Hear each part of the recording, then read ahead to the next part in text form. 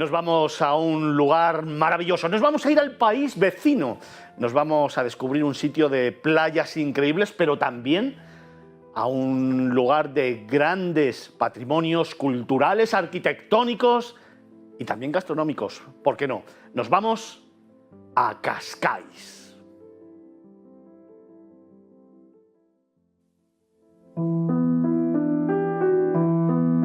Sin duda, Cascais y Estoril, en Portugal, conocido como la zona de las dos primaveras, gracias a su microclima cálido en verano y agradablemente soleado durante el resto del año, es una excelente opción como destino vacacional.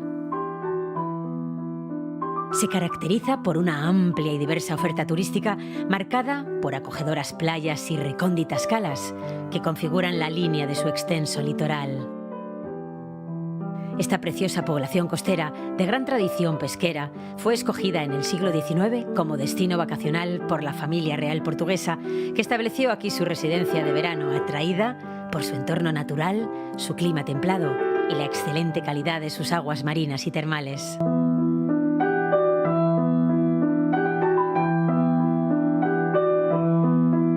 Este efecto causó un indudable contagio en la alta sociedad europea, favorecido además por la neutralidad que mantuvo Portugal en las dos guerras mundiales, dotando a esta región de una importancia estratégica innegable. Todas las cancillerías de Europa en Lisboa disponían de sede en Cascais o en Sintra, convirtiendo a estas poblaciones en un feudo de la diplomacia europea, además de un intrigante refugio de espías y tráfico de información. Durante esta época, Cascais acogió celebridades mundiales e ilustres visitantes, entre ellos a varias de las familias reales de una Europa sometida a una de sus peores crisis políticas y bélicas. Este ambiente sirvió de inspiración al célebre escritor británico Ian Fleming, autor de las novelas protagonizadas por el archiconocido personaje de James Bond, agente 007 al servicio de Su Majestad, galán del celuloide y el espía por antonomasia.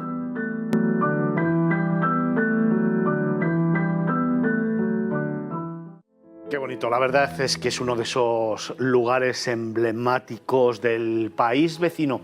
Fijaos, es un sitio en el que, como habéis podido ver en este reportaje, se dan la mano lo que es el aspecto y el espectro vacacional, con esas playas increíbles, esos acantilados que habéis visto en las imágenes o en los que a mí particularmente me gusta sentarme a mirar el mar y a dejar volar la imaginación. Pero al mismo tiempo es verdad que también es uno de esos lugares en los que se puede pasear por su casco viejo y descubrir infinidad de lugares, infinidad de rincones, de plazas, de callejuelas y de lugares emblemáticos en los que pararse, en los que detenerse, como nos gusta contar a nosotros aquí en Miradas Viajeras Magazine. Es uno de esos lugares para descubrir poco a poco y paso a paso. Nos lo va a contar también hoy David Vigorra, es el director de la revista Q-Travel, que acaba de venir de allí y con el que ya tenemos conexión.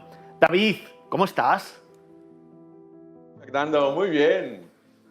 Oye, estábamos hablando de que es un lugar para pasear poco a poco, despacio, para sentarse en los acantilados y dejarse llevar, para disfrutar de las playas, pero también es un lugar donde hay mucha tradición histórica, muchas leyendas y relatos que narrar, pero también un casco viejo que disfrutar. Si te parece, vamos a ir poco a poco, vamos a llegar a Cascais y lo primero que disfrutamos quizás sean sus playas. Bueno, sí y no, pero yo, con que soy un poco retorcido, te voy a proponer otra cosa. De entrada, hay que entender que Cascais es una ciudad eminentemente marinera y que tiene una costa muy extensa y evidentemente vamos a encontrar playas preciosas, os lo voy a asegurar. Pero yo creo que empezaría yendo a lo que sería un mirador que se llama, tiene un nombre ya un poco tétrico, se llama la Boca del Infierno, no sin antes pasar por el cerro donde encontramos la ciudadela del siglo XV, que fue residencia de verano de la Casa Real Portuguesa hasta 1910. Y luego os contaré más de esto. Ahora lo dejo aparcado. Nos vamos a la boca del infierno. Estamos hablando de un acantilado totalmente agreste y violento, cortado en vertical, totalmente en vertical, donde las olas, incluso cuando no hay ese oleaje, ese mala mar, rompen incesantemente contra las paredes. Y de ahí viene el nombre de la boca del infierno, por el ruido que hace el agua romper al chocar contra esas paredes. Es un lugar agreste, violento, pero como todos estos lugares, está súper concurrido de gente. Yo creo que es lo primero que el turista, que el visitante va a conocer, porque es como el blanco y el negro de la ciudad, ¿no? Porque la ciudad, después lo contaremos, es agradable, es lo más simpática, lo más... encuentras estarte a gusto allí de una forma que no lo vas a encontrar en ningún otro lugar. Pero en cambio este lugar es violento, y lo que es lo que llama realmente la atención. Precisamente hablaba yo antes, esas ganas de sentarme en esa zona tan agreste, mirar hacia el infinito y disfrutar precisamente de este lugar, que además es uno de los más bonitos miradores que yo conozco y en los que parar el tiempo, reflexionar, pensar, dejar volar la imaginación. Pero, David, nos has contado precisamente en esta primera intervención que Cascais es mucho más. Yo recuerdo en mis paseos por esta ciudad, junto con Estoril, también luego con Sintra, ¿no? Porque tienen algunas similitudes, que aquí dejaron su impronta muchas familias de la realeza.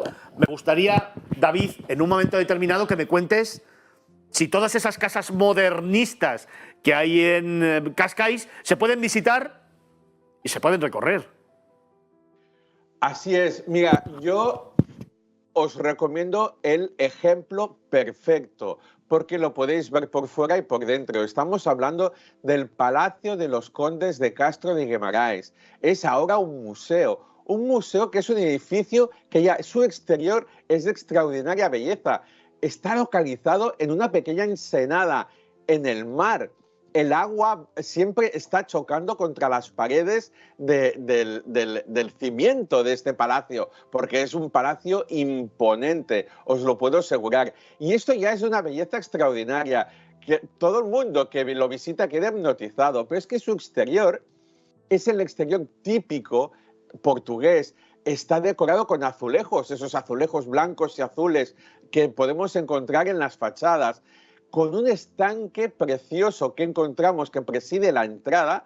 Ya nos metemos dentro y allí encontramos un patio similar a un claustro tradicional de esa época, presidido, como no podía ser, por una fuente con un león tallado en piedra, inmenso león, os lo puedo asegurar, ahora lo veréis en las imágenes, con un surtidor que lo único que se oye es el agua que borbotea del surtidor. Y ya dentro del palacio vamos a encontrar absolutamente de todo. Es el claro ejemplo de esa época. Estamos hablando de mobiliario traído de estilo indo-portugués, de cuando Portugal tenía colonias por todo el mundo. Estamos hablando de una mezcla de estilos casi surrealista, pero que atrae muchísimo, sobre todo en esa época, que se quería ostentar de todo. También tenemos vestigios arqueológicos que decoran todas las estancias, un poco para tener la idea global de lo que era esa época. Y una imponente biblioteca que os va a maravillar, con un manuscrito ilustrado a color del año 1505. Os va a encantar. Es un lugar ideal para hacerse esa idea de esa época de palacios del siglo pasado. Y vamos a seguir nuestro recorrido por Cascais, vamos a ir un poquito más rápido, que ya sabes que el tiempo es oro en televisión, y estamos hablando de algunas de esas casas modernistas que también se pueden ver en algunos otros lugares de la ciudad. Mira, así es. Yo os propongo, para que tengáis una idea global de lo que es el estilo de Cascais y de esa época de esplendor, es que cojáis una lancha, un paseo en barco que tenéis en el puerto marítimo frente al faro de Santa Marta. Ahí tenéis el puerto marítimo, y cogeremos esa lancha y nos vamos a pasear por todo el skyline. estamos hablando de un skyline donde podéis ver todas las playas de la ciudad de Cascais y ver todos esos acantilados con las casas modernistas de esa época. Y terminaremos este paseo, como no, en el puerto pesquero. Ahí bajaremos y nos vamos a dar una vuelta por todo el paseo marítimo, ahora sí a pie, y ver ese animado paseo, porque realmente estamos en el pleno centro, y ver la playa más concurrida de la ciudad. Estamos hablando de la playa de la Ribeira. Os va a encantar, os lo aseguro. Visitaremos ese puerto pesquero porque quiero preguntarte precisamente por los mercadillos y por el mercado por la lonja, que me encanta, que es uno de esos sitios donde me gusta pararme y disfrutar. Pero antes de eso, vamos, si te parece, como comentábamos, hemos dejado el barco, hemos dejado de hacer ya ese paseo en el que hemos visto algunas casas modernistas y nos vamos a adentrar en el casco viejo. ¿Qué nos encontramos rápidamente? Mira, en el casco viejo el casco viejo está súper bien cuidado. Se nota que es una ciudad eminentemente turística. Pero es que os van a encantar las fachadas con esos azulejos que no solo los encontramos en los palacios, sino en las casas, en el propio ayuntamiento. Porque yo os propongo la ruta empezar por la plaza del ayuntamiento, la que es la plaza del 5 de octubre, que está presidida por la estatua de bronce de rey don Pedro I. Allí os va a encantar todo el mosaico en el suelo de ese juego bicolor de piedra blanca y negra en forma de ola, que es característico de los suelos empedrados en Portugal. Y a partir de ahí empezaremos a deambular por las calles de atrás. Son calles comerciales, evidentemente comerciales. Pero si vamos andando, llegaremos a plazas. Y ahí está el kit del tema, porque en esas plazas se instalan muchísimos días mercadillos de artesanos, auténticos artesanos locales, donde es el lugar ideal para comprar ese recuerdo hecho a mano.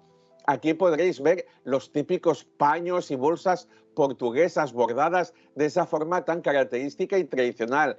Veremos incluso trabajos hechos en mimbre, porque aquí, con que ser un pueblo de pescadores, las mujeres trabajan mucho el mimbre. Y yo personalmente me quedo con los artesanos que pintan esas baldosas del juego de adoquines del suelo, del blanco y el negro en forma de ola, y yo me quedaría con eso. Realmente me compré yo uno de esos adoquines decorados porque es el típico souvenir, el típico recuerdo que cuando lo tengas en casa recordarás como una moviola todo tu viaje.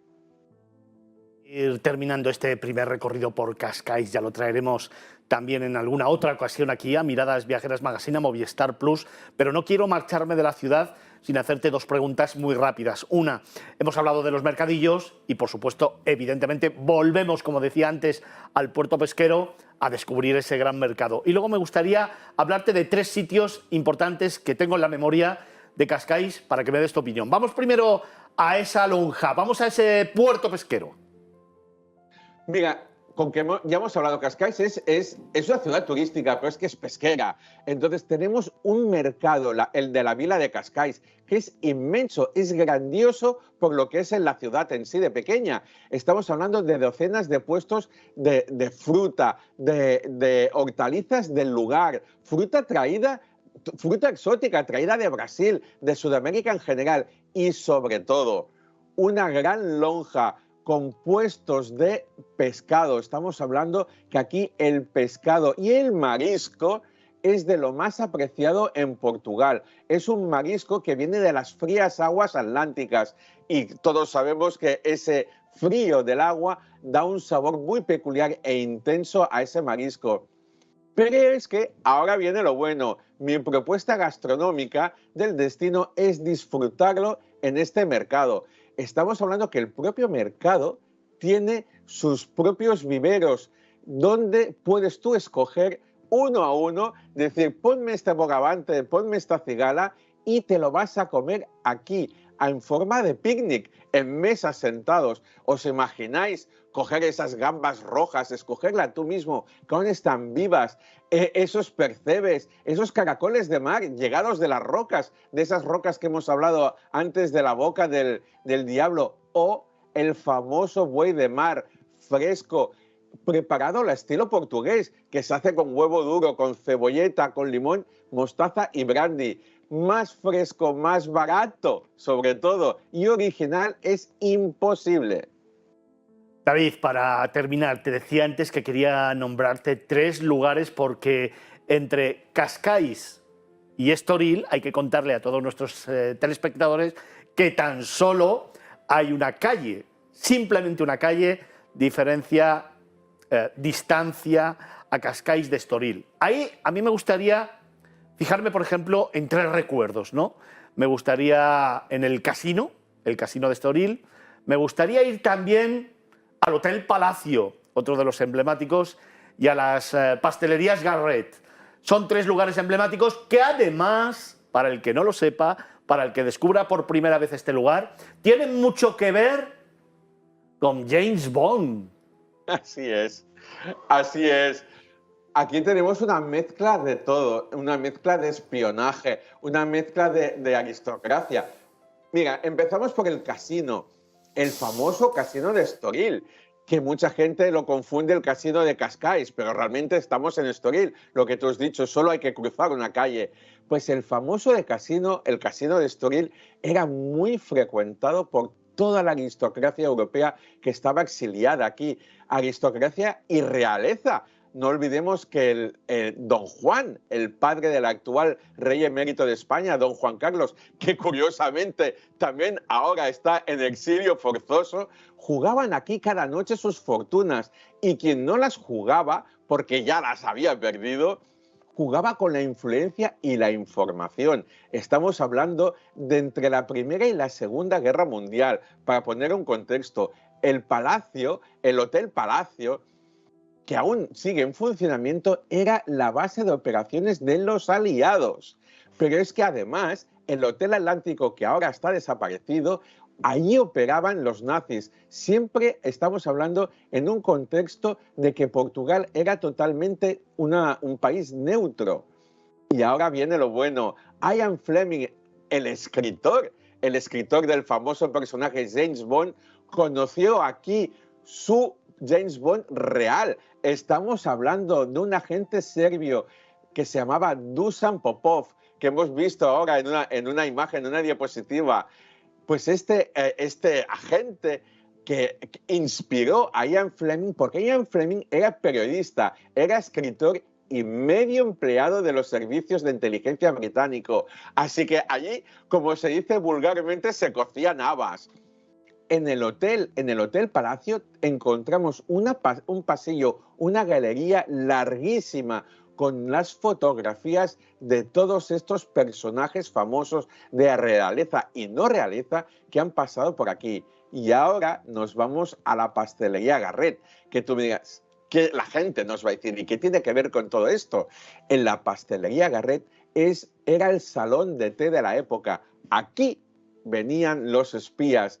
Aquí venían a tomar el té, era la excusa, y aquí venían a conspirar, a traficar con esa información, porque era la zona neutra de los aliados y no aliados. Aquí venía todo el mundo y hoy, a día de hoy, venimos todos a recordar esa época, a pisar este lugar y decir, aquí estaban estos espías y a tomarte uno de estos pastelitos que os aseguro que están deliciosos. Aquí, yo creo que los espías de la época tenían unos kilos de más, porque si cada día estaban aquí comiendo, os aseguro que se iban a poner buenos. Pues parafraseándote, aquí dejo este tema, aquí dejo este viaje, aquí te despido. David Vigorra, muchísimas gracias, escritor, viajero y director de la revista Q-Travel, pero sobre todo amigo y tertuliano de Miradas Viajeras Magazine, de Movistar Plus, de Negocios Televisión. Fantástico trabajo. Enhorabuena, amigo. Gracias. Gracias.